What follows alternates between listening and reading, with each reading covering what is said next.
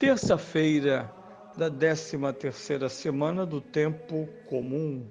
Eu sou o Padre Pedro Paulo e começamos agora mais um programa, a Bíblia no Mundo de hoje.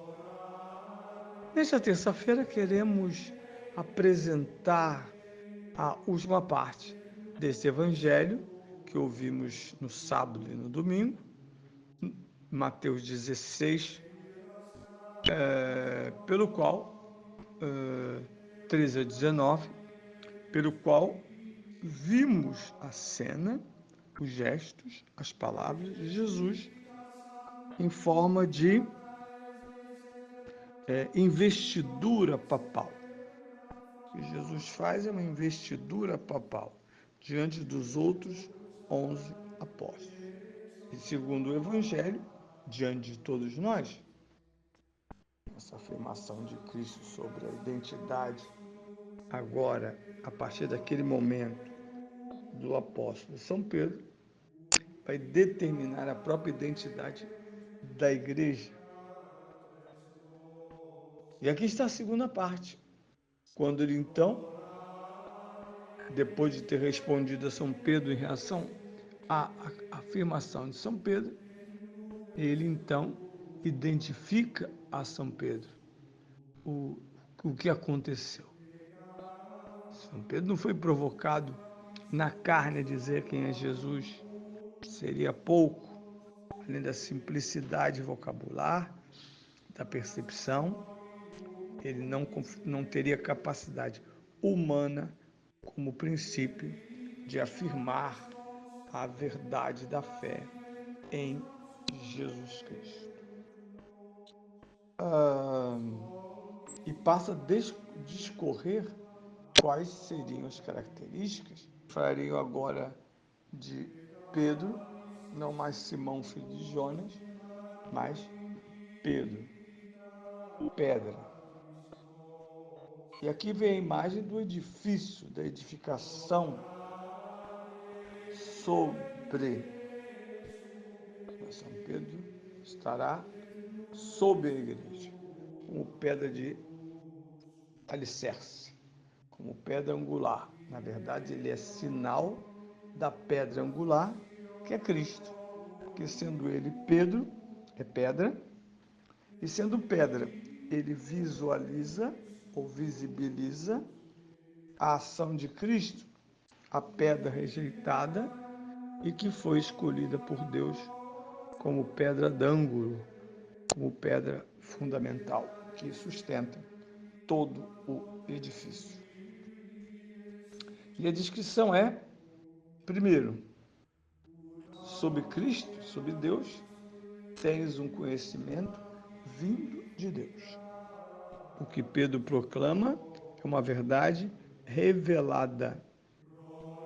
Ele não adivinha, ele não conclui, ele não acha, ele simplesmente está proclamando, é um credo, de quem se trata, aquele que o chamou e que o conduz. Não é um conhecimento humano que dependa da sabedoria ou de uma tradição. Pelo contrário, a tradição não apontava claramente que o Messias seria um homem e, sobretudo, ineditamente, um homem-deus. Não, não há nada disso presente na mente dos judeus. Pelo contrário, essa postura de Cristo, Cristo encarnado, essa existência divina na carne de Jesus, é uma novidade não assimilada e não assimilável com rapidez. Por isso, o anúncio de São Pedro, neste Evangelho, representa um saldo na qualidade da percepção, da adesão e da proclamação, daí a palavra, do mistério de Cristo. Mas essa não é a única revelação que nasce. Nasce também uma revelação fundamental. Tu és pedra, e sobre esta pedra edificarei a minha igreja. São Pedro não só é apresentado como a pedra, mas a pedra da igreja, do seu desenvolvimento, da sua própria edificação, onde um polo é Cristo. Não há igreja sem Cristo. Não há corpo sem cabeça. Não, se trata da visualidade do cabeça. Cabeça entendido como função, o que coordena, o que dirige, o que conduz, o que decide, que incide, é a cabeça. São Pedro é colocado como o ministro supremo da cabeça, que é Cristo. Ele precisa e será devidamente investido das qualidades e virtudes deste chefe supremo que, em nome de Cristo, atua como pastor dentro da comunidade, sobre ela. Nós vemos que não se trata de algo simples, porque contra a igreja nascida de Cristo, encabeçada por São Pedro, existem dissidentes, hereges, divisores, que Jesus resume na expressão as forças do inferno, presentes na igreja, por dentro dela, mas incapazes de dominá-la, porque ela é santa, una, católica e apostólica, desde que os inimigos não se instalem dentro dela, não insiram seu programa de maldades na vida da igreja, nem a teologia. O demônio não compreende Deus, pois caso tivesse a capacidade de compreendê-lo, primeiro, o amaria sobre todas as coisas, o serviria e seria o proclamador, anjo da glória de Deus. Não faz. Por isso é diabólico, infernal.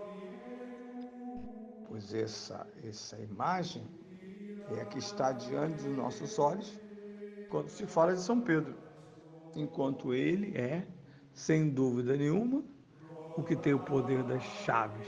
E aqui está a última imagem dessa relação de Jesus, São Pedro e a igreja. Jesus diz que São Pedro está relacionado à igreja triunfante e à igreja militante. Quando ele diz desligares na terra, é a igreja militante comprometendo a sua visão para cima do elemento herético, do elemento de divisão, ou mais diretamente, dos elementos diabólicos. São Pedro representa esse olhar de quem vê, segundo a luz de Deus, que inclusive ilumina, diz o cântico antigo, agora tudo é carismático, mas tínhamos um canto antigo do Espírito Santo, temos, que diz que ele é a alma da igreja. O Espírito Santo é alma da igreja. Ele não é uma propriedade privada de pastores e sacerdotes neocatecumenais que o evocam como se ele voltasse de onde nunca saíra desde o dia do nosso batismo, do qual fomos ungidos com Espírito Santo. Daí essa grande atmosfera em que a excomunhão e a comunhão são uma decisão da igreja. Muitos nessa onda antropológica de misericórdia, de perdão, de simpatia, pararam de crer que a igreja excomunga. Sim, excomunga sim. Tudo que é praticado dentro e fora da igreja, contra a revelação, contra a tradição, a igreja condena para purificar. Na carta aos Coríntios, sobre aquela relação incesta de mãe e filho, ele diz: deixe-me amarrá-lo com as cordas do demônio para ser entregue ao demônio até que se converta, ser excomungado, até mostrar claros sinais de arrependimento e de mudança de direção. Isso é básico para entendermos o papel mediador, que é o de Cristo, na história e na existência dos cristãos.